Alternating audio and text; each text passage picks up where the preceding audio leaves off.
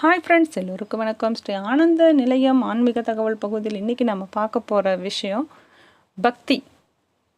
பக்தினாலே ரெண்டு பேரை தான் நம்மளால் சொல்ல முடியும். பக்திக்கு எடுத்துக்காட்டு ஹனுமர், பக்த பிரகலாதர், பக்த ஆஞ்சநேயர்.